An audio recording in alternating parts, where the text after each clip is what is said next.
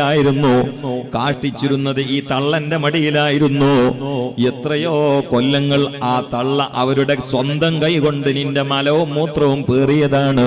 ഒരു സമയത്ത് പോലും നിന്റെ മൂത്രം കഴുകുന്ന വേളയിലോ മലം വൃത്തിയാക്കുന്ന സമയത്തോ ഉമ്മ മൂക്ക് പൊത്തിയിട്ടില്ല, വാപ്പയടങ്ങറാകുന്നെന്ന് പറഞ്ഞിട്ടില്ല. അവ രണ്ടുപേരും കിടക്കുന്ന റൂമിൽ തന്നെയാണ് തൊട്ടിലിൽ നീ കിടന്നിരുന്നത്.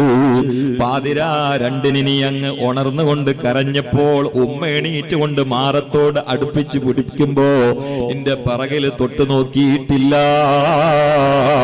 മുന്നിൽ മൂത്രമുണ്ടോ എന്ന് നോക്കിയിട്ടില്ല. വാപ്പയാണെങ്കിലോ റൂമിൽ കിടന്നിട്ട് ആ തൊട്ടിപ്പാത്രം എടുത്തൊഴിവാക്കും, മണത്തിട്ട് വയ്യ എന്ന് പറഞ്ഞിട്ടില്ല. അങ്ങനെ കൊല്ലങ്ങളോളം നിന്റെ മൂത്രത്തെ സ്പ്രേ പോലെ കണ്ടുകൊണ്ട്